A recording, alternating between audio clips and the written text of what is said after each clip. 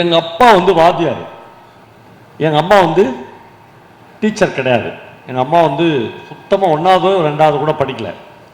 ஆனால் எங்கள் அம்மாவை வந்து எங்கள் ஊரில் இருக்கிற எல்லாருமே டீச்சர்னா கூப்பிடுவாங்க, டீச்சர் அம்மான்னு கூப்பிடுவாங்க. உங்களுக்கு தெரியும், வாத்தியார் பொண்டாட்டிய டீச்சர்னு கூப்பிடுவாங்க. உண்மையிலே நாங்கள் ஒரு வீட்டில் குடும்பம் இருந்தோம் வாடகைக்கு. அந்த வீட்டில் இருக்கிற டீச்சர் வந்து உண்மையான டீச்சர், எங்கள் அம்மா மாதிரி போலியான டீச்சர் கிடையாது. அந்த அம்மா வந்து எல்லாரும் எங்கள் அம்மாவை டீச்சர் டீச்சர்னு கூப்பிடுவாங்க. அந்த அம்மாவை பார்த்தாங்கன்னா என்ன ஆயா என்ன பாட்டின்னு கூப்பிடுவாங்க. அதனால எங்களை வீட்டை காலி பண்ண சொல்லிட்டாங்க. நான் கஷ்டப்பட்டு பிடி படித்தேன், என்னை யாருமே டீச்சர்னு கூப்பிட மாட்டாங்க, உன்னை தான் கூப்பிட்றாங்க, நீ வீட்டை காலி பண்ணு அப்படின்ட்டாங்க. நான் எதுக்கு சொல்கிறேன்னா, நம்முடைய கிராமிய வாழ்க்கைக்கு இதில் ஒட்டு மொத்தமாக நம்ம எல்லாருமே அந்த வாழ்க்கை முறையை இழந்துட்டோம். நான் பல இடங்களில் சொல்லியிருக்கிறேன். நான் 7வது படிக்கும்போது எங்கள் வீட்டில் வந்து எங்கள் அப்பா வாத்தியார் கம் வார்டன் ஒரு ஸ்கூலுக்கு எங்கள் அப்பா. அப்புறம் அவர் காங்கிரஸ் தியாகி, கதர் சட்டை தான் போடுவார், அப்படியே நேர்மை ஒழுக்கம் அதனுடைய உச்சம் எங்கள் அப்பா. எங்கள் அம்மாவும் கிட்டத்தட்ட அப்படி தானே இருக்கணும், அப்படி தான் இருப்பாங்க. ஒரு நாள் நான் 7வது படிக்கும்போது ஸ்கூலுக்கு போகிறேன். வழியில் ஒரு சின்ன ஆறு இருக்குது, தரைப்பாலம் நிரம்பி ஓடுது. பயங்கர ஜாலியாகிடும் எங்களுக்கு. மழை பெஞ்சுன்னா லீவ் விட்டுருவாங்க. மறுபடியும் வீட்டுக்கு வந்தேன். எங்கள் வீடு வந்து எப்பயுமே மூடி இருக்காது, கதவு மூடி இருக்காது, திறந்தே இருக்கும். அன்றைக்கி மழை பெய்யுது, எங்கள் வீடு மட்டும் உள்ளே மூடி இருந்துச்சு. நான் போய் கதவை தட்டுறேன். எங்கள் அம்மா கொஞ்சம் நேரம் பொறுத்து வந்து கதவை திறந்துட்டு வாய் மேலே கை வச்சு அப்படின்னு என்னை உள்ளே இழுத்துக்கினாங்க. எனக்கு இது எல்லாமே புதுசாக இருந்துச்சு. எங்கள் அம்மா அப்படிலாம் இருக்க மாட்டாங்க, வீடு எப்பயுமே திறந்துருக்கும், யார் வேணாலும் எங்கள் வீட்டுக்கு வரலாம். நான் என்ன அப்படின்னு நிதானிக்கிறதுக்குள்ளே பார்த்து, நீங்கள் இருட்டில் போனீங்கன்னா கண்ணு பழக்கிறதுக்கே கொஞ்சம் நேரம் ஆகும். பார்த்தா எங்கள் வீட்டில் ஒரு உரம் இருந்துச்சு. உரம்னா சில பேர் பத்தாயம் சொல்லுவோம், குதிர் அப்படின்னு சொல்லுவோம், தானியம் எல்லாம் கொட்டி வைப்போம். அந்த மாதிரி எங்கள் வீட்டில் ஒரு உரம் இருந்துச்சு. அந்த உரைக்கு பக்கத்தில் இந்த உயிர் பயத்தில் அப்படியே மூச்சு வாங்க ஒரு சேவல் நின்றுக்குது. நான் சின்ன பையனா 7வது படிக்கிறேன். நான் பார்க்குறேன் அந்த சேவல் வந்து மூச்சு வாங்க நிற்குது. எங்கள் அம்மா வந்து அந்த சேவலை பிடிக்கிறதுக்கான முயற்சி பண்ணுகிறாங்க. ஒரு நிமிஷத்தில் எனக்கு தெரிஞ்சிச்சு, இது எங்கள் வீட்டு சேவல் கிடையாது, பக்கத்து வீட்டு சேவல். மழையில் எங்கள் வீட்டுக்கு வந்துடுச்சு. எப்பயுமே கதவை பூட்டாத எங்கள் அம்மா க்ளீனாக கதவை பூட்டிட்டு இந்த சேவலை வந்து இன்னும் கொஞ்சம் நேரத்தில் க்ளோஸ் பண்ணுறதுக்கான எல்லா வேலையும் செஞ்சுருக்கிறாங்க. எல்லாமே எனக்கு புரிஞ்சுட்டு நான் நிதானிக்கிறதுக்குள்ளே எங்கள் அம்மாவுக்கு 10 கை முளைக்குது. 2 கை கோழியை பிடிச்சிடுச்சு, ஒரு கை வந்து சரசரன்னு கோழி கழுத்தை அறுத்துச்சு, இன்னொரு கை வந்து சுடுதண்ணி வச்சுச்சு, இன்னொரு கை கோழியை போட்டு அமுக்கி கடகடன்னு ரக்கையை பிச்சிச்சு. டக்குன்னு எங்கள் அம்மா வந்து வீட்டுக்குள்ளே அந்த இவ்வளோ பெரிய கடப்பாரை எடுத்து வீட்டிலேயே தரையை தோண்டி அந்த ரக்கையெல்லாம் போட்டு மறைச்சி சாணி போட்டு மொழிவிட்டாங்க. எந்த தடையும் இல்லை, எந்த சிபிஐ வந்தால் கூட கண்டுபிடிக்க முடியாது. எல்லாம் பர்ஃபெக்டாக முடிஞ்சிச்சு. ஒரு 5 நிமிஷத்தில் நான் பார்க்குற கோழி குழம்பு கொதிக்குது. ஆமாம், எனக்கு திக்குன்னு பக்கத்து வீட்டு கோழியை எங்கள் அம்மா வந்து என்னை அப்பப்போ அவரை திரும்பி பார்த்துக்கிறாங்க, கை காமிக்கிறாங்க. யார்ட்டையும் சொல்லாதன்னு அர்த்தம். எனக்கு யாரை பற்றியும் பயம் இல்லை. இன்னும் கொஞ்சம் நேரத்தில் காங்கிரஸ் தியாகி எங்கள் வீட்டுக்கு வந்துடுவார் எங்கள் அப்பா ஸ்கூல்லேருந்து. எங்கள் அம்மா வந்து அவரை எப்படி சமாளிக்க போகிறாங்கன்னு தான் எனக்கு ரொம்ப பயமாக இருந்துச்சு. அப்புறம் கரெக்டாக 1 மணிக்கு எங்கள் அப்பா வந்தார். வந்தோடனே எங்கள் அம்மா வந்து சாதம்லாம் போட்டு கோழி குழம்பு வச்சோடனே, எங்கள் அப்பா எப்பயுமே கறி சாப்பிடும்போது மூக்கை உறிஞ்சி சாப்பிடுவார். எனக்கு சாப்பிடவே முடியல. நான் வந்து நேரடியாக எல்லாத்தையும் பார்த்துட்டேன், நேரடி சாட்சி நான் தான். எங்கள் அப்பா பிரமாதமாக சாப்பிட்றாரு, பிரமாதமாக இருக்குது கோழிக்கறி குழம்பு அப்படி. ஏன்னா அப்போலாம் பிராய்லர் கோழியே கிடையாது, கோழின்னா நாட்டுக்கோழி தான். எல்லாம் சாப்பிட்டு முடிச்சிட்டோடனே எங்கள் அம்மா வந்து சாப்பிட்டு ஒழுங்கு மரியாதையாக தூங்குன்றாங்க. என்ன தூக்கமே வரல, இவ்வளோ பெரிய குற்றத்தை பார்த்துட்டு எப்படா தூங்குறது அப்படின்னு பேசாமல் படுத்துருந்தேன். 5 மணிக்கு என்னை எழுப்பி டீ கொடுத்தாங்க. அப்படியே திகில் அடைஞ்ச மாதிரி இருந்த ஒரு கொலையை நேரடியாக பார்த்த பயம் இருந்துச்சு எனக்கு. அப்புறம் கொஞ்ச நேரத்தில் இதான் கதையினுடைய கிளைமாக்ஸ். இந்த கோழிக்கார அக்கா எங்கள் வீட்டுக்கு வராங்க, பக்கத்து வீடு அவங்க. ஆனால் எங்கள் அம்மா அவங்கள கூப்பிட்டு என்ன பண்ணியுமா அப்படின்னு கேட்குறாங்க. ஒன்றும் இல்லை வாதட்டமா, எங்கள் சேவலை காணா அப்படின்றாங்க. நான் வந்து அப்படியே ஹார்ட்டில் கை வச்சுக்கிறேன் சின்ன பையனா. அப்படியே மாட்ட போகிறாங்க இப்போ எங்கள் அம்மா. எங்கள் அம்மா சொல்கிறாங்க, மழையில் இங்கே தான் எங்கன்னா இருக்கும், அது வந்துருப்போ அப்படின்றாங்க. இது வரல கதையே இல்லை. நான் எப்போ திரும்ப இதை கதையாக எழுதணும்னு முடிவு பண்ணேன். அந்த அக்கா வீட்டுக்கு போகிறாங்க, மரண தைரியம் எங்கள் அம்மாவுக்கு. போகிறவங்கள எங்கள் அம்மா கூப்பிட்றாங்க, மணிமா அங்கே வா அப்படின்னு கூப்பிட்றாங்க. அந்த அக்கா வந்த உடனே 2 தோசை போட்டு, எங்கள் வீட்லேயும் நீ கோழிக்கறி குழம்பு தான், எங்கள் வீட்லேயும் இன்னைக்கு கோழிக்கறி குழம்பு தான், உட்காந்து 2 தோசை சாப்பிட்டு போ அப்படின்னு அவங்க கோழியே குழம்பு வச்சு அவங்கள கொடுத்தாங்க. அந்த மணிமாக்கா சாப்பிட்டு, உலகத்தில் உன்ன மாதிரி கோழி குழம்பு வைக்கிறதுக்கு வேற வேற ஒருத்தர் பிறந்து வந்துடும் மாத்தியாரம்மா அப்படின்னு சொல்லிட்டாங்க. அப்போது எனக்கு தோணுச்சு, இது வந்து திருடு தானே, பக்கத்து வீட்டிலேருந்து ஒரு கோழியை சுவீகரித்த திருடு தானே. ஆனால் என்ன கேட்டிங்கன்னா இது திருடு இல்லை அப்படின்னு நான் சொல்வேன். இதெல்லாம் இல்லைன்னா மனித வாழ்க்கை சுவாரஸ்யமே இல்லாத போயிடும். நான் இந்த கதையை சொன்ன பிறகு நீங்கள் நம்ப மாட்டீங்க, இந்த கதையை நான் எழுதினேன் ஆனந்த விகடனில், இந்தியா டுடேவில் இந்த கதை வந்துச்சு. அப்புறம் இந்த கதையை சொன்ன பிறகு என்கிட்ட தனித்தனியாகவும் எஸ்எம்எஸ்லேயும் வாட்ஸ்அப்லேயும் ஒரு 200 பேராச்சும் அவங்க அம்மா கோழி திருடின கதையெல்லாம் எனக்கு சொல்லியிருக்காங்க. அப்போ எல்லா இடத்துலையுமே இந்த கொடுக்கல் வாங்கல் நடந்துக்குது சார். ஆனால் எங்கள் வீட்டில் கூட அதை விட அது சத்தியமாக நான் சொல்கிறது உண்மைங்க, போய் கிடையாது. எங்கள் வீட்டுக்கு எதிரில் ஒரு பையன் இருக்கான், இப்போ இங்கிலீஷ் ப்ரொஃபஸராக இருக்கிறான் ஒரு காலேஜில். அவன் சொன்னான், பவனா உங்கள் வீட்டு கோழியே 2 நாங்கள் அடிச்சுக்கிறோம், நானும் எங்கள் அம்மா வர மாதிரி தான். அப்போ இது எல்லாமே நடந்திருக்கு லைஃப்பில். அப்போ இது வந்து மனித தீங்கற்ற திருடு. இதனால் யாருக்கும் ஒன்றும் பெரிய இழப்பு கிடையாது. இன்னைக்கு நம்ம வீட்டு சாமர்த்தியத்தில் நம்ம வீட்டு கோழியை அவங்க அடிச்சிருவாங்க, அவங்க வீட்டு கோழியை நம்ம நாளைக்கு அடிச்சிடலாம் சாமர்த்தியம், அவ்வளோதான். இதில் பெரிய போலீஸ் ஸ்டேஷனுக்கு போக வேணாம், எஃப்ஐஆர் போட வேணாம், 2 வக்கீலுங்களுக்கு போய் கோழியை வந்து நம்ம பீஸா கொடுக்க வேணாம், எதுவுமே வேணாம், முடிஞ்சிடுச்சு. இந்த டெல் வயர்லெஸ் கீபோர்டு மவுஸை காம்போ பேக்காக நான் வாங்கியிருக்கிறேன். சூப்பராக இருக்குது. உங்களுக்கும் வேணும்னா ப்ராடக்ட் லிங்கை கிளிக் பண்ணி வாங்கிக்கோங்க. எனக்கு தமிழில் ரொம்ப பிடிச்சமான எழுத்தாளர்கள் சுந்தரராம் சுவாமியினுடைய எழுத்துக்கள் எனக்கு ரொம்ப பிடிக்கும். அவர் வந்து பிரசாதம் என்ற ஒரு கதை எழுதியிருக்கிறார். நீங்கள் நெட்டில் தேடி இந்த கதைகளை எல்லாம் எடுத்துடலாம். அந்த கதை என்னன்னா, 40 வருடத்துக்கு முன்னால் எழுதப்பட்ட ஒரு கதை. காலையில் ஒரு போலீஸ்காரன் வீட்டில் எழுந்திருக்கும் போதே அவனுடைய பொண்ணுக்கு பிறந்த நாள்னு ஒய்ஃப் சொல்லும், இன்னைக்கு நம்ம பாப்பாவுக்கு பிறந்த நாள், வருகிற போது சும்மா வராதையா, டெய்லி கை வீசின்னு வர மாதிரி ஒரு 50 ரூபாயாச்சும் தேத்தின்னு வா, ஒரு கவுன் வாங்கி போடணும் பிள்ளைக்குன்னு சொல்லுவாங்க. இப்போ போலீஸ்காரன் காலையில் வீட்டில் புறப்படும் போதுலேருந்து எந்த மூஞ்சியை பார்த்தாலும் 50 ரூபாயா பார்ப்பார். ஒரு 50 ரூபாய் தேருமா இவங்கிட்ட இருந்துன்னு பார்ப்பார். சுந்தரராம் சாமி அந்த கதையில் எழுதியிருப்பார், அன்னைக்கு பார்த்து தமிழ்நாடே திருந்திட்ட மாதிரி இருக்கும். யாருமே ட்ரிபிள்ஸ் போக மாட்டாங்க. எல்லார் வண்டியிலையும் அப்போ டைனமோ இருக்கும், பர்ஃபெக்டாக சட்டம் ஒழுங்கு இருக்கும், டிராஃபிக் ரூல்ஸை வந்து எல்லாரும் கடைபிடிப்பார்கள், பர்ஃபெக்டாக இருக்கும். எங்கேயுமே அவனுக்கு 50 ரூபாய் தேராது. கடைசியாக அவன் வந்து ஒரு டீ கடை முன்னாடி உட்காந்து காலையில் ஒரு 11 மணிக்கு ஒரு டீ குடிக்கலான்னு ஒரு ஆர்டர் பண்ணிட்டு உட்காந்துப்பான். அப்போலாம் போஸ்ட் பாக்ஸ் வந்து டீ கடையானலாம் இருக்கும், பார்த்துருப்பீங்களா? ஆமாம், நம்ம ஜென்ரேஷன் பார்த்துருக்கலாம். இவங்க பார்த்துன்னு இருக்கும்போதே ஒரு ஐயர் வருவார், கோயிலுக்கு பூஜை பண்ணுகிற ஒரு ஐயர். அவர் வந்து சட்டெல்லாம் போட்டுக்க மாட்டார், பூணூல் தெரிய வருவார். ஒரு பெரிய தபால் எடுத்துன்னு வந்து அந்த போஸ்ட் பாக்ஸ்குள்ளே போடுவார். போடுறப்ப தான் அவருக்கு தெரியும், ஏற்கனவே எவனோ போட்ட ஒரு லெட்ரு உள்ளே சிக்கின்னு இருக்கும். இந்த லெட்ரு போகாது. அதனால் இவர் இந்த கையில் அந்த லெட்டரை எடுப்பார். இப்போ இவர் கையில் 2 லெட்டர் வந்துச்சு. போலீஸ்காரு இதுக்காகவே காத்து நின்ற மாதிரி எதேச்சா தான் பார்ப்பார். இவர் நேராக வந்து ஐயர அப்படின்னு கையை பிடிச்சிக்குவார். இந்த லெட்ரு திருடுற ஆள் நீதானான்னு கேட்பார். ஆமாம், இவர் சொல்லாரு, நான் ஏங்க லெட்ரு திருடுறேன், லெட்டரை போய் திருடினேன், அதெல்லாம் நீ சொல்லாரு. எஸ்பி ஆஃபீஸ்லேருந்து ஸ்பெஷல் டியூட்டிங்க இருக்காங்க தான் டீ கடையில் வச்சு என்னை போட்டுக்கிறாங்க, உன்னை பிடிக்கிறதுக்கு தான் போட்டாங்க, நீங்கள் மாட்டிக்கணும், நீ கையங்களமா வான்னு கூப்பிடுவார். நான் ஏன் சார் லெட்டரை திருட போகிறேன், இந்த லெட்ரு இது உள்ளே அடைச்சின்னு இருந்துச்சு, நான் அதை எடுத்துகிட்டு ஏன் லெட்டரை அதெல்லாம் நீங்கள் சொல்லாத, போலீஸ் ஸ்டேஷனுக்கு வாங்குவார். அந்த ஐயர் வந்து போலீஸ் ஸ்டேஷனுக்கே இது வரல வாழ்க்கையில் போகாது. அப்படி யாருமே இருக்கக்கூடாதுன்னு நான் நினைக்கிறேன். நாமெல்லாம் வாழ்க்கையில் 2 தடவையாச்சும் போலீஸ் ஸ்டேஷனுக்கு போகணும்.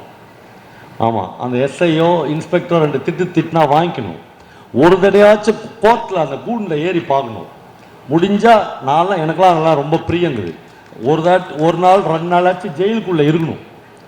ஆமாம், இதெல்லாம் இருந்தால் தான் மனிதனுக்கு ஒரு பேர் அனுபவம் கிடைக்கும்.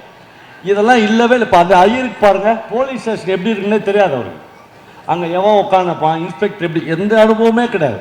அவர் கேட்பா, நீ போலீஸ் ஸ்டேஷனுக்கு வாழ்ந்தார். ஐயோ, அங்கேயே ஹார்ட் அட்டாக் வந்துடும் அவருக்கு. போலீஸ் ஸ்டேஷனா?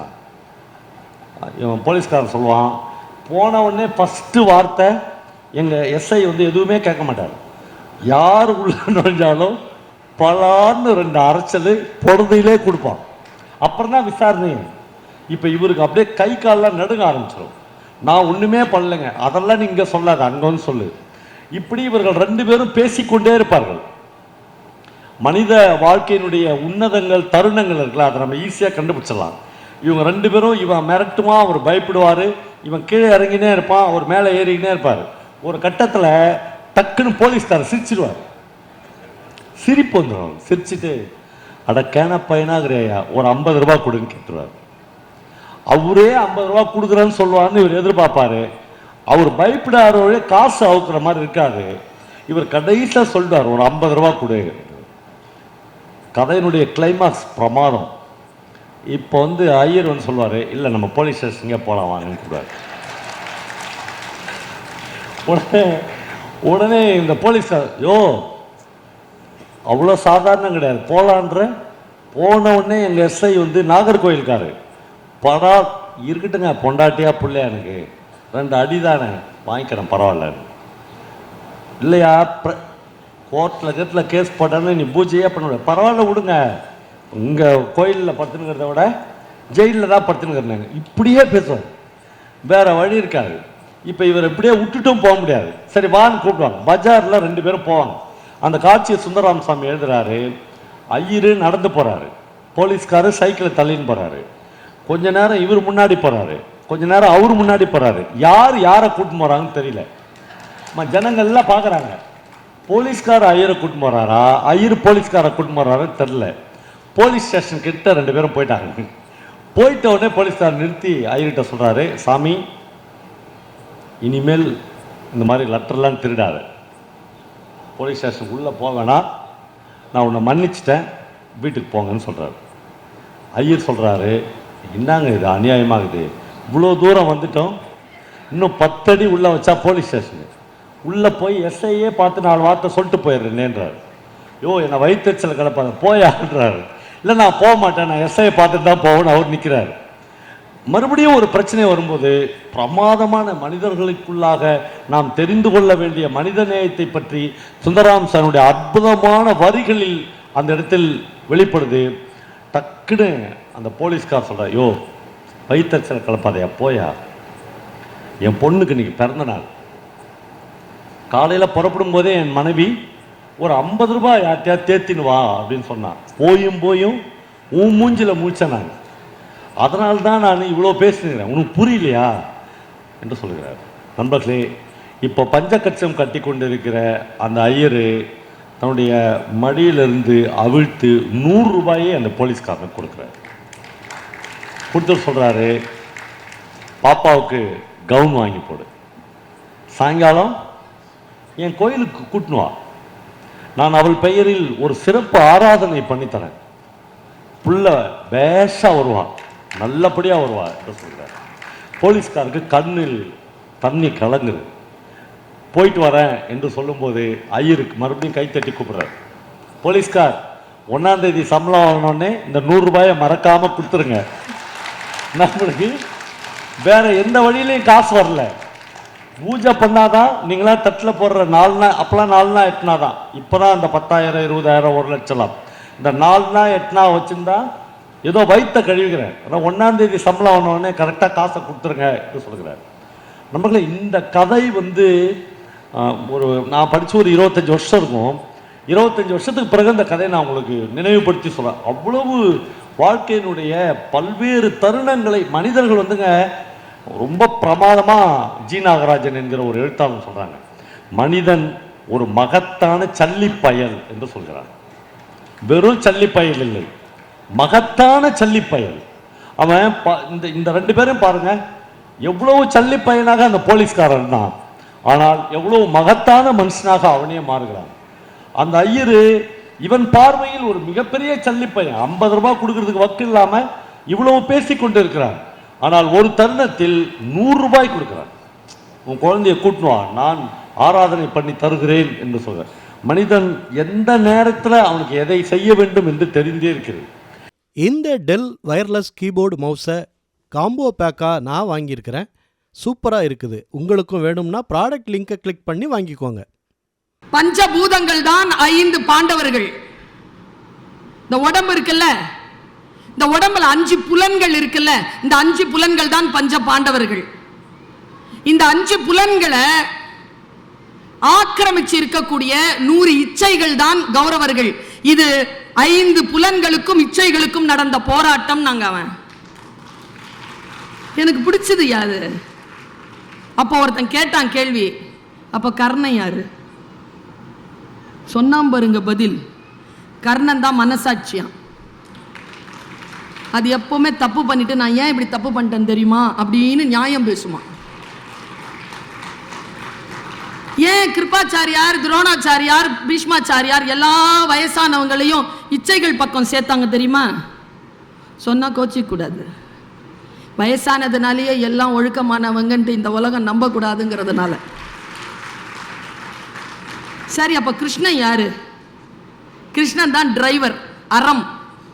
இந்த பஞ்ச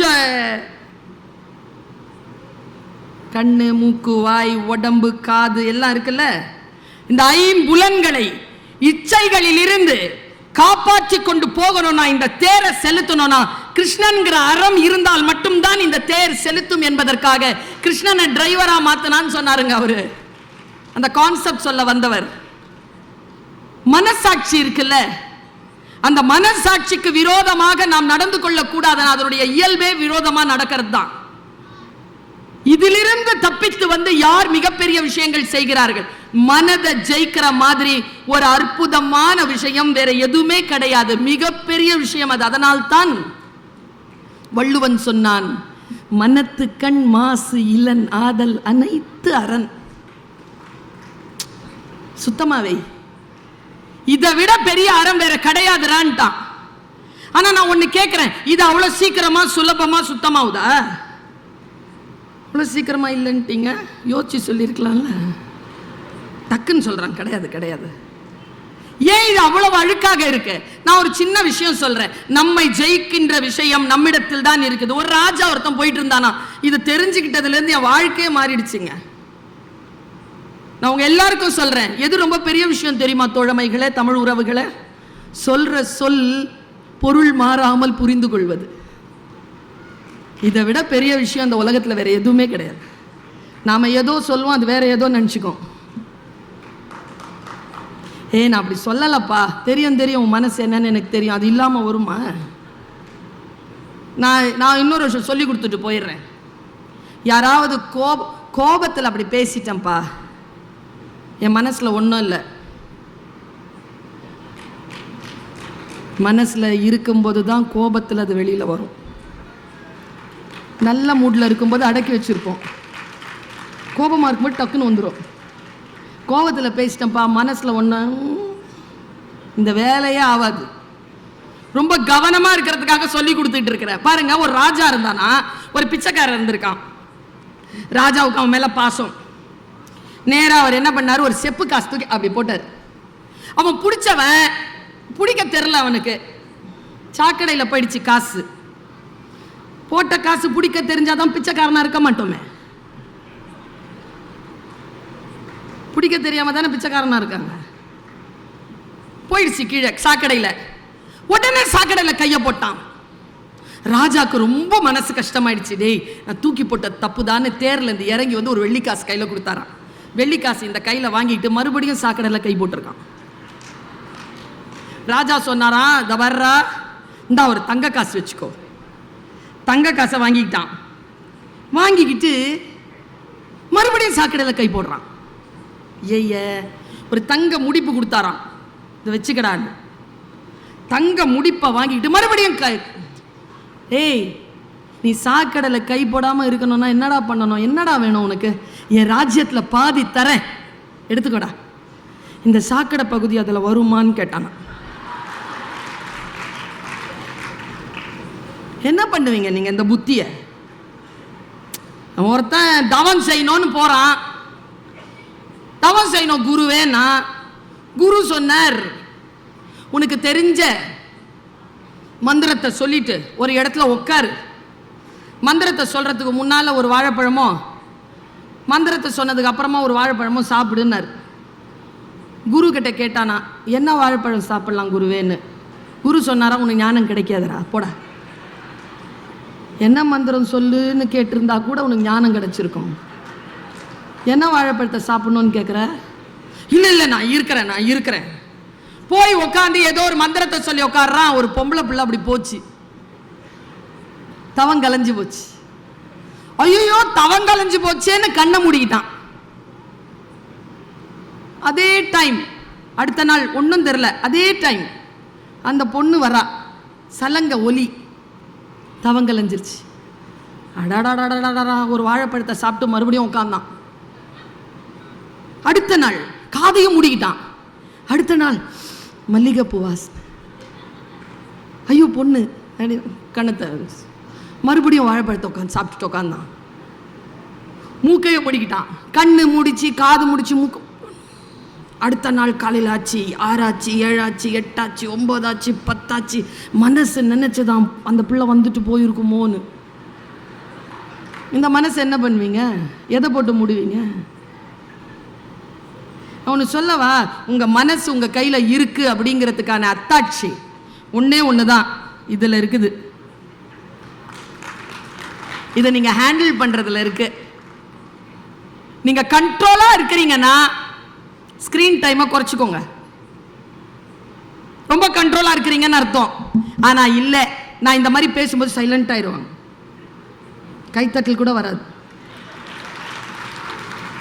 என்ன மனசாட்சி இது அவ்வளவு ஆட்டி படைக்குது. பாத்ரூம் போகும்போது கூட, டாய்லெட் தானே போறீங்க, இது எது கூட? பெரியவங்க என்ன சொல்லியிருக்காங்க? கொல்லைக்கு போனாலும் கூட்டு உதவாது, கூட இந்த இவங்களை கூட்டு போலாமா? எத்தனை பேர் இருக்காங்க இதுல? வச்சுட்டு போறதுக்கு பயம் மேடம். பாஸ்வேர்ட் தெரிஞ்சு வச்சிருந்து பார்த்துட்டாங்கன்னா அந்த 5 நிமிஷத்துல குடிக்கெட்டு போயிருமே. அதெல்லாம் பணம் காணனால பதற மாட்டேங்கிறாங்க, இது காணனா அவ்வளவு பதறாங்க. எங்க இருந்து ஜெயிப்பது? நம்மை நாமே ஜெயிப்பது என்றால் என்ன? பெரிதினும் பெரிது கேள்னா என்ன? ஒரு விஷயத்தை சொல்றேன், பாத்திரத்தை பெருசா வச்சுக்கோங்க ஐயா. பாத்திரத்தை பெருசா வைங்க பாப்போம். பாத்திரத்தை பெருசா வைக்கிறதுனா என்ன? எப்பவுமே நான் சொல்லுவேன், இப்ப மழை பெய்யுது, வீட்டுல ஒழுகுது, பாத்திரத்துல பிடிச்சு வச்சுக்கிறோம் தண்ணிய. அதே மழை தானே பெய்யுது, கிணறும் ஆறும் கடலும் நிரம்பிக்கிட்டு இருக்கா இல்லையா? பாத்திரம் பெருசா இருக்கு. பெரிதாக எல்லோருக்கும் பெய்யும் மழைதான். பாத்திரம் யாரிடத்தில் பெருசாக இருக்கிறதோ அவ்வளவு அருள் நமக்கு கிடைக்கிறது. சுதந்திரம் அப்படிங்கிற ஒரு விஷயத்தை இதை விட சிறப்பா சொல்லிட முடியாது அப்படிங்கிற அளவுக்கு அந்த பெரிய உணர்வு இருக்குல்ல, அந்த பெரிய உணர்வை நான் சொல்றேன். எங்க ஐயா, நான் ஒரு காலேஜ்ல வேலை செய்யறேன். அந்த காலேஜ் சென்னையில் இருக்கு. ஜஸ்டிஸ் பஷீர் அஹமத் சயீத் அப்படின்ற ஒருத்தர் அந்த காலேஜை தொடங்கி வச்சிருக்காரு. அந்த மாதிரி நிறைய கதைகள் இருக்கு. ஏன் வரலாறு? அந்த காலேஜ்ல வேலை செய்யறல அந்த ஜஸ்டிஸ் பஷீர் அஹமத் சயீத் பெண்களுக்காக ஒரு கல்லூரி நிர்மாணம் செய்ய வேண்டும்னு சொல்லும் பொழுது, நியூ காலேஜ் அப்பதான் வந்துகிட்டு இருக்கு, 1951. அவர் வெளியேறாருங்க. பெண்களுக்கெல்லாம் கல்லூரி கிடையாதுன்னு சொன்ன உடனே போர்ட் மீட்டிங்ல இருந்து வெளியில வர்றாரு. முயற்சி செய்து உலகமெல்லாம் சுற்றி 10 ரூபாய் 5 ரூபாய்னு கலெக்ட் பண்ணி தேனாம்பேட்டையில ஒரு காலேஜை நிர்மாணிக்கிறாருங்க. 70 வருஷம் அது அங்கதான் நான் வேலை செய்யறேன். ஜவஹர்லால் நேரு கல்லெடுத்து வச்சிருக்கார். அந்த காலேஜ்க்கு இப்போ சமீபத்தில் கூட A++ வாங்கணும். முதலமைச்சர் வந்து பாராட்டிட்டு போனார். பெண்கள் கல்லூரி தான், வெறும் பெண்கள் மட்டும்தான். நாங்கள் சாதித்திருக்கிறோம் என்றால் யாரோ ஒருவர் அதற்கு தூண்டுகோலாக இருந்திருக்காங்கல்ல. எங்களுக்கு தலைவராக இருக்கிற ஒருத்தர், அவர் பேர் மூசா ரஸா, யாருக்கும் நிறைய பேருக்கு தெரியாது. ஜம்மு அண்ட் காஷ்மீர்ல முதன்மை அலுவலராக இருந்தவர், சீஃப் செக்ரட்டரி. ஆனா அது என்ன ஒரு மேட்டர் தெரியுமா? பாபரி மஸ்ஜித் விழுந்ததில்ல, அந்த டைம்ல கலவரம் நடந்த பொழுது பல உயிர் சேதங்கள் இல்லாமல் காப்பாற்றியதனால் அவர் பத்மபூஷன் என்கின்ற அவார்டு அவருக்கு கிடைச்சது. மிகச்சிறந்த நேர்மையான ஒரு அதிகாரி அவர். அவர் ஒரு புக் எழுதினாருங்க, ரொம்ப அழகா எழுதுவார். அவருக்கு பெரிய ஃபேன் கிளப் இருக்கு. ஆனா உருதுல தான் எழுதுவார், இங்கிலீஷ்ல தான் எழுதுவார், தமிழ் தெரியாதவருக்கு. அந்த புத்தகத்தை நான் படிக்கிறேங்க. ஆஹா, என் மனசுல எங்கேயோ இருந்த ஒரு கதவு திறக்குது. உங்களுக்கு திறக்குதான்னு பாருங்க. நீங்க அந்த சேவல் சண்டை பார்த்திருக்கீங்களா? பார்த்திருக்கியா பாப்பா? சேவல் சண்டை ஒரு படம் கூட வந்துச்சு.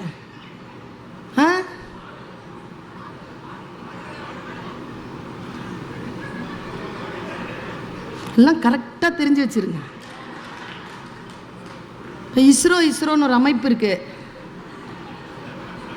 இந்த டைரக்டர் பேர் என்னப்பா? சரி விடுங்க. லியோ படம் வந்துச்சு, அது டைரக்டர் பேரு. ஜெயிலர் படம் டைரக்டர். இஸ்ரோ இயக்கத்தினுடைய டைரக்டர் சோம்நாத்னு தெரியாது, ஆனா இவங்க பேர்லாம் தெரியும். இப்போ சொல்லிட்டு போறேன், இந்த ஆசிரியரை சொல்லிட்டு போறேன். நீங்க படம் பேர் சொன்ன உடனே ஒரு டைரக்டர் பேர் சொன்னீங்கல்ல, அது தெரிஞ்சு வச்சுட்டு இருந்தா என்ன நடக்கும்னா அவங்க நிறைய சம்பாதிப்பாங்க. இப்ப நான் சொன்னல இஸ்ரோ, சோம்நாத் சார்னு சொன்னல, அவங்கள பத்தி நாம தெரிஞ்சுக்கிட்டா நாம நிறைய சம்பாதிக்கலாம், நாம நிறைய பெரிய ஆளாகலாம், நாம பயணம் செய்யலாம், நாம பதவியில் உட்காரலாம், நாம எக்ஸாமினேஷன் பாஸ் பண்ணலாம், நமக்கு பல விஷயங்கள் கிடைக்கும், அவங்களுக்கு எதுவும் கிடைக்காது. சேவல் சண்டையை இங்க வைக்கிற மாதிரி காஷ்மீர்ல நவாபுகளுக்கு மத்தியில் ஒரு சண்டை நடக்குமா, பறவை சண்டை. மூசா ரசா எழுதுறார், ஒரு பட்டு துணி போட்டுருவாங்களாம். அந்த பட்டு துணி போட்டு 2 நவாபுகள் பட்டு குருவி கொண்டு வருவாங்களாம்.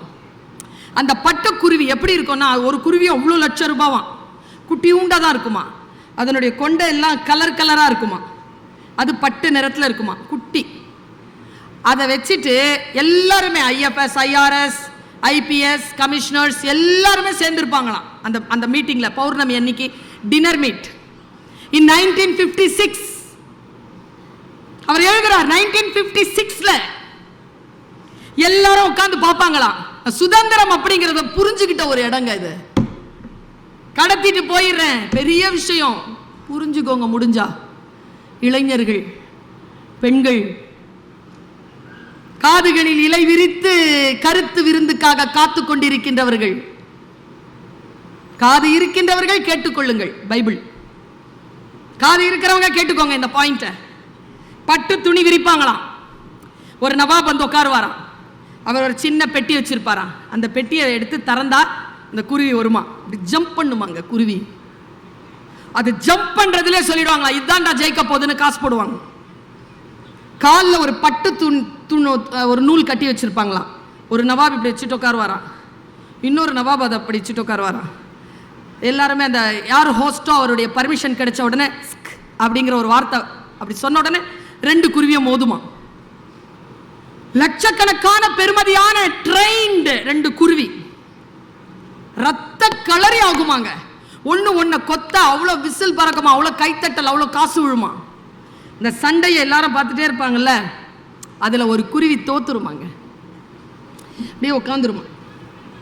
ஒரு குருவி இருக்குல்ல, ஜெயிச்ச குருவி இருக்குல்ல, அது ரொம்ப அழகா இருக்கும். நான் இப்படி சொல்றேன், அவர் அப்படிதான் எழுதியிருக்காரு. அது என்ன பண்ணுமா, இந்த சின்ன இருக்குல்ல அதனுடைய மூக்கு, அது இப்படி எடுத்து எல்லாரும் இப்படி பார்க்குமா. எல்லாரும் கை தட்டின உடனே அது ஒரு கம்பீரமா அப்படி நடக்குமாங்க. ஜெயிச்சிருச்சு, அதுக்கு தெரியுது அது ஜெயிச்சிருச்சுன்னு. அது அப்படி போன உடனே அதுக்கு என்ன பரிசு தெரியுமா, ஒரு தங்க கூண்டு இருக்குல்ல, பியோர் கோல்டு, அது கொடுப்பாங்களாம்.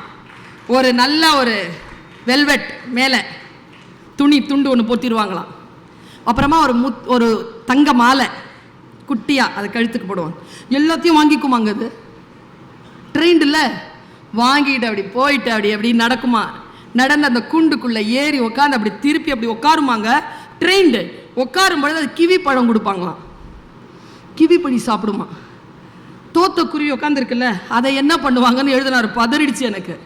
அதை என்ன பண்ணுவாங்களாம், அந்த மாஸ்டர் இருக்கார்ல அவருக்கு தண்டனை அபராதம், அடுத்த வருஷத்துல 5 வருஷம் அவர் வந்து குருவி சண்டை விட முடியாது.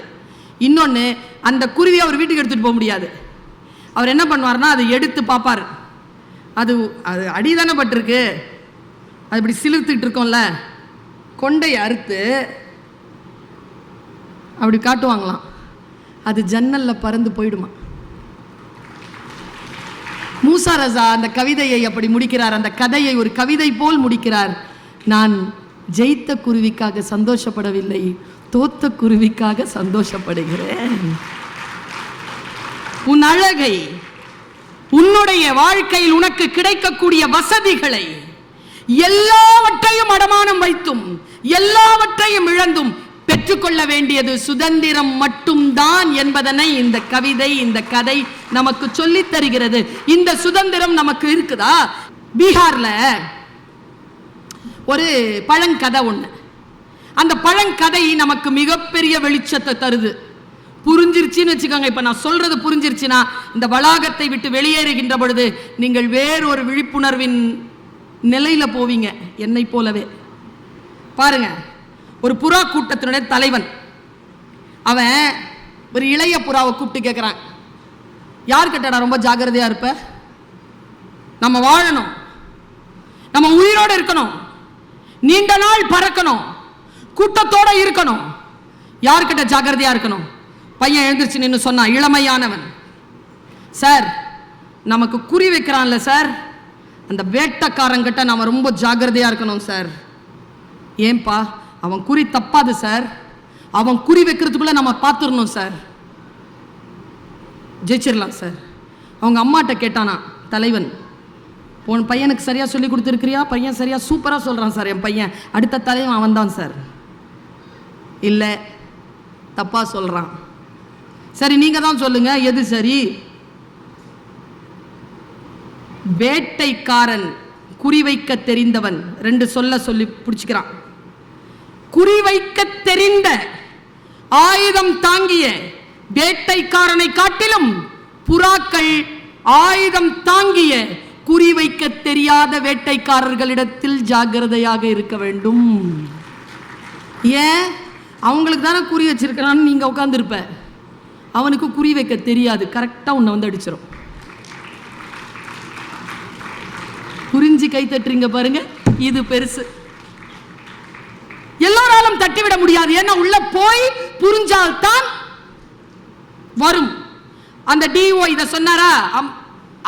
இன்னொரு ஒரு விஷயத்த சொன்னாருங்க, அசஞ்சு போனேன். இன்றைக்கு எத்தனை பேர் குழந்தைகளை வைத்துக்கொண்டு எவ்வளவு போராடுறோம்லப்பா, இல்ல? இவர் சொன்னாரு கதை, 7 பிள்ளைங்களுக்கும் நான் கஞ்சி ஊத்திடுவேன், 8வது பிள்ளை வந்தாலும் படிக்க நல்லா தான் இருக்கும், 1 பெத்து வளர்த்துக்கிறதுக்குள்ளேயே அருந்து போயிருது சீவன். 2 3னா சரியா சொல்றேனா மேடம்? ஸ்கூல்ல கொண்டு போய் சேர்த்து பாருங்க. முந்தா நேத்து கள்ளக்குறிச்சியில ஒரு ப்ரோக்ராம் போயிட்டு வந்தேன், என்ன கொடுமை பாருங்க. 3 நாளா புள்ள சாப்பிட மாட்டேங்குது, அம்மா கிட்ட இருந்து எந்த ரியாக்ஷனும் இல்லை. 4வது நாள் டீச்சரே போன் பண்றாங்க அம்மாக்கு, மேடம் புள்ள சாப்பிட மாட்டேங்குது மேடம். அப்படியா மேடம்? டப்பா திறந்து பார்க்க மாட்டீங்களா? வேலைக்காரங்க தான் பார்க்குறாங்க, தெரில. அப்படியா? சாப்பிடல இன்னைக்கு? சாப்பிடல மேடம். ஒரு ரிக்வெஸ்ட், என்ன, யார்கிட்டயாவது ஃபோன் இருக்கா மேடம்? எதுக்கு? பிள்ளைகிட்ட கொடுத்தா அது சாப்பிட்றோம் மேடம். ஏன்? யாரு? டீச்சரு பிள்ளைகிட்ட ஃபோன் கொடுக்கணும், எக்ஸாமினேஷனில் பிட்டு கொடுக்குற மாதிரி. பிள்ளைகளை வளர்க்குறதெல்லாம் அவ்வளோ சுலபமா? எவ்வளோ சென்சிட்டிவாக இருக்குதுங்க பா. எங்கள் அம்மாவுக்கு 5 பேர், 1 செத்தா 1, எனக்கு இருக்கிறது 1 நான் எப்படி விடுறது? அதை பொத்தி பொத்தி பாதுகாத்து பாதுகாத்து பாதுகாத்து குழந்தைகள் கிட்ட பெரிய விஷயத்தை சொல்லித்தரேன். பெரிய விஷயம் எது என்றால், குழந்தைகளிடத்தில் கனெக்டடா இருங்க, கான்டாக்ட்ல இருக்காதீங்க. ஒரு நூலை மட்டும் பிரித்து விட்டு போகிறேன். ஒரு நூல் கண்டு இருக்கு, பெற்றோர்கள் எல்லாரும் அதில் சிக்கிக்கிட்டு இருக்கோம். முடிஞ்சா நான் அதை கொஞ்சம் ரிலீஸ் பண்ணி கொடுக்குறேன். புரியுதா பாருங்க? என் பிள்ளை நான் நிறைய இடங்களில் சொல்கிறதில்ல. நான் அவன் கோச்சிக்கிறான், ஏம்மா உனக்கு என்னை பற்றி பேசுகிறதுக்கு என்னம்மா இருக்குதுங்கிறான். சரியா, சாரி. அவன் ஒரு நாள் அழுதுட்டு இருந்தாங்க. என் பிள்ளை அழாது. என் பிள்ளைக்கு நான் அழ சொல்லித்தரல. ஊசி போட்டாலும் இவ்வளோதான் மேக்சிமம். அழ தெரியாது அவனுக்கு. 20 வயசில் அழுகுறாங்க. ஓன அழுகுறான். என்ன இன்டர்ன்ஷிப்க்கு போயிட்டு வந்தான், அட்வொகேட்டு. 2 வீலர் எடுத்துக்கிட்டு ராயப்பேட்டாலேருந்து அம்பத்தூர் போயிட்டு வந்தான். மழை, உடம்பெல்லாம் சேரு. வந்து உட்காந்துட்டு ஓன்னு அழுகுறான். நான் பக்கத்தில் உட்காந்துக்கிட்டேன். நிறைய பெற்றோர்களுக்கு தெரியாதுல்ல நம்ம பிள்ளைகளுக்கு என்ன வேணும்னு. நான் இப்போ சொல்கிறேன், பெரிய விஷயம், புரிஞ்சுக்கோ. புரிஞ்சுக்கிட்டாதான் அது கை வசப்படும், வானம் வசப்படும். புரியணுமே. அழுகுறான். என்னப்பான்னு கேட்டேன். கஷ்டமாக இருக்குமா. என்ன 45 கிலோமீட்டர்மா, ஓட்ட முடியல, மழை, நான் எதிர்பார்க்கவே இல்லைம்மா, சேரு, சகதி, டிராஃபிக், கஷ்டமாக இருக்குமா அப்படின்னா. டேய் டேய் டேய் டேய் டே அழாதரா அழாதரா, நீ ஒன்று செய், நாளையிலேருந்து கார் எடுத்துகிட்டு போனேன். வந்துச்சுங்க கோவம் அவனுக்கு.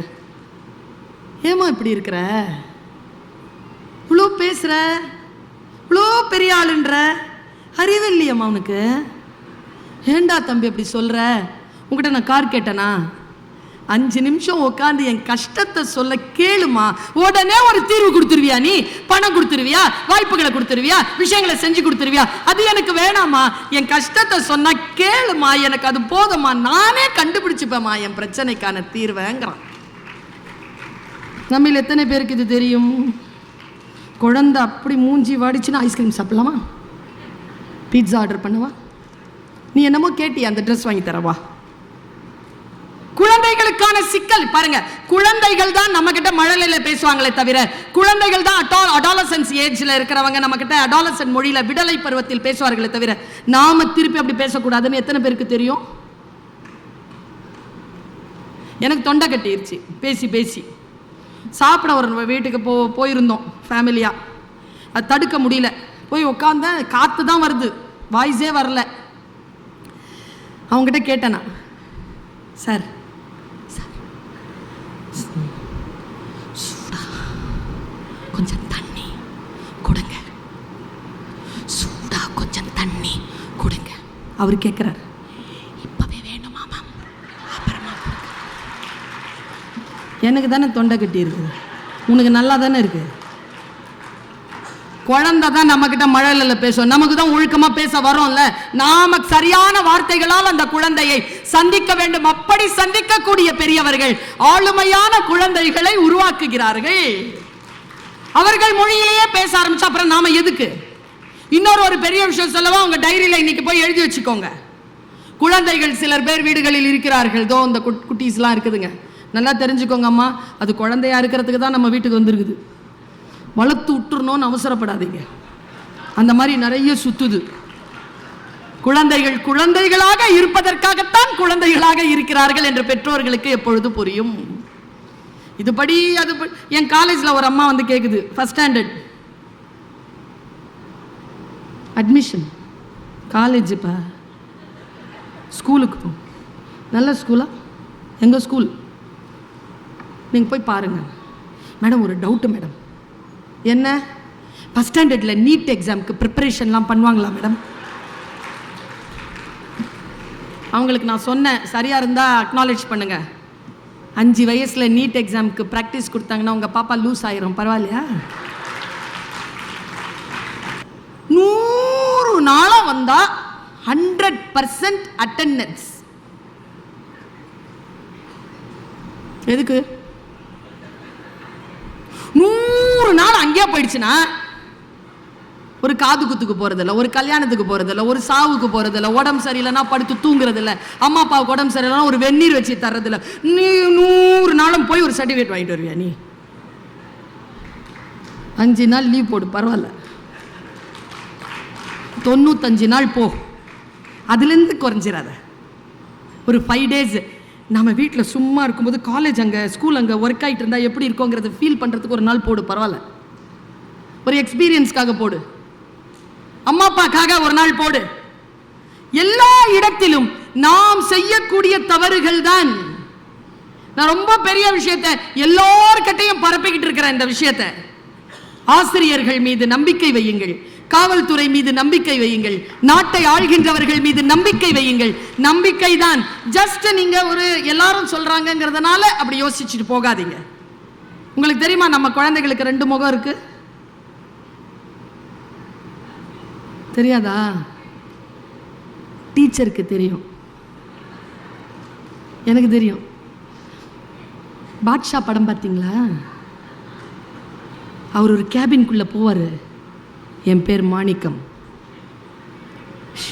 அப்படின்னு சொல்லிட்டு எனக்கு இன்னொரு பேர் இருக்கு.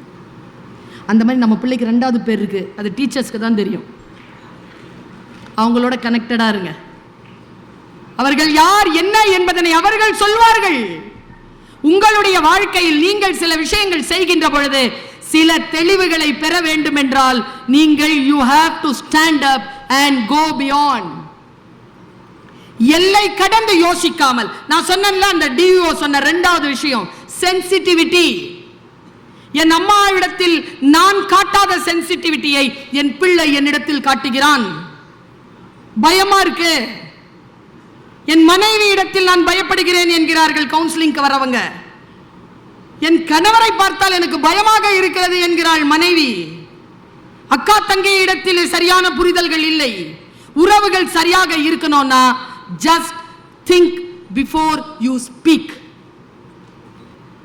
உயிர்கள் வார்த்தைகளால் பாதிக்கப்படுகின்றன என்பதனை மட்டும் புரிந்து கொள்வோம்.